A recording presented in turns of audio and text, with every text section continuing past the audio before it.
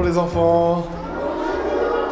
Pour moi, ça a été un plaisir de retrouver cette classe de CE1 et j'apprends à les connaître de plus en plus. Ils étaient contents de me voir, donc j'ai été aussi content de partager encore une fois et pousser un peu plus en leur montrant ce que je faisais et en leur donnant quelques exercices. Aujourd'hui, on va travailler, comme la maîtresse vous l'a dit, 3 grands points. Alors le premier, ça va être la solidarité. Voilà. Ensuite, il y a le travail en équipe qui est très important. Et enfin, le respect des règles. Est-ce que vous êtes prêts? Et donc on a commencé par un échauffement. On a commencé par un échauffement qui nous a permis de bien préparer le corps à la pratique sportive. Ils connaissent déjà beaucoup de mouvements qui leur permettent de s'échauffer, donc les talons-fesses, ça a été les talons-fesses, les montées de genoux, les jambes tendues qu'eux appellent la foulée du gendarme. C'est un mouvement que nous aussi, en tant que sportifs de haut niveau, pratiquons tous les jours. Ce que vous venez de faire, ça s'appelle l'échauffement et c'est ce que moi je fais tous les jours avant l'entraînement. Et souvent, si on ne le fait pas bien, on peut se blesser, se faire mal. Et donc c'est très important d'écouter les consignes pour bien s'échauffer et pour bien se préparer à faire la compétition. Alors moi je me suis occupé du relais, un relais qui comprenait des obstacles, donc des haies, des mini-haies, qui leur a permis de revenir sur le travail d'équipe. Le relais, c'est une course en équipe. Donc comme je vous ai expliqué tout à l'heure, on est tout seul à courir. On a des coéquipiers qui vont nous aider à aller le plus vite possible.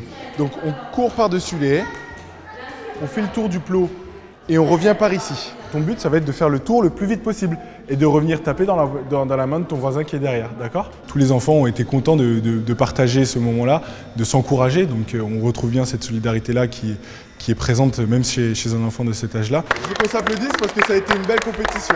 Et j'ai pu à la fin leur montrer mes performances à moi.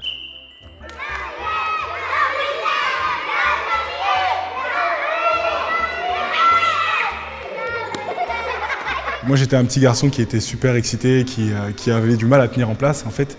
Et donc quand on est en cours c'est assez difficile, mais on se rend compte au fur et à mesure que quand on se déplace sur le terrain, ça leur permet de s'exprimer. Je pense savoir que ça les aide, mais je sais que moi aussi ça m'enrichit beaucoup parce que c'est un bonheur de les voir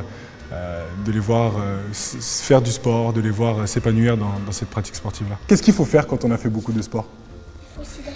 Il faut s'hydrater, exactement, elle a la bonne réponse. Il faut boire beaucoup d'eau. Pourquoi? Parce que ça nous permet de recevoir encore l'eau qu'on a dépensée en faisant du sport, on la récupère. Il faut toujours un petit peu boire et je vous assure, ça ne vous fera pas de mal, ça vous fera du bien, au contraire. Le travail que les maîtresses font en amont me permet, moi, quand j'arrive dans ces moments-là, ces moments d'échange, me permet directement d'avoir des enfants, des élèves qui sont prêts à recevoir. On s'entraîne, c'est-à-dire qu'en répétant les gestes plusieurs fois, on arrive à s'améliorer dans ce qu'on fait. C'est comme les exercices, quand la maîtresse nous demande de faire des exercices à la maison ou des exercices à l'école, ça nous permet de nous améliorer. Je t'écoute, Samuel. C'est aussi grâce à la MJN, qui est acteur principal de ces petits événements-là, qui me permet, moi, en tant que sportif, d'aller dans les écoles, de me déplacer pour pouvoir partager. Et cette fois-ci, c'était vraiment la pratique sportive. Voilà, on a parlé de la théorie, et là, on est passé à la pratique. Pourquoi on encourage les autres alors qu'on est contre eux? Je ne sais pas si vous avez remarqué, mais au bout d'un certain moment, on est un peu fatigué à la fin des épreuves, quand ça devient long, etc. On est bien d'accord, on commence à être fatigué, on a soif, on a envie de s'asseoir, respirer un petit peu, on est d'accord? Et c'est à ce moment-là où entrent en jeu les encouragements. Quand on commence à être fatigué et que quelqu'un nous encourage, on retrouve de la force.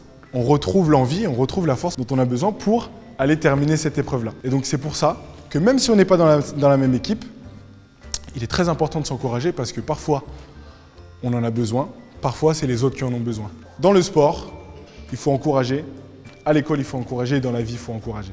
Moi j'ai plaisir à les revoir et ça me permet aussi de pourquoi pas les suivre. Il y en a beaucoup qui font du sport et si j'ai l'opportunité de les aider, de les aiguiller, de leur parler de ce qu'il faut faire et de ce qu'il ne faut pas faire aussi parfois en tant que sportif, moi ça sera un plaisir d'échanger encore plus profondément avec eux, quoi. À mon sens, vous avez tous gagné quelque chose aujourd'hui. Je suis très content et je suis très fier de vous.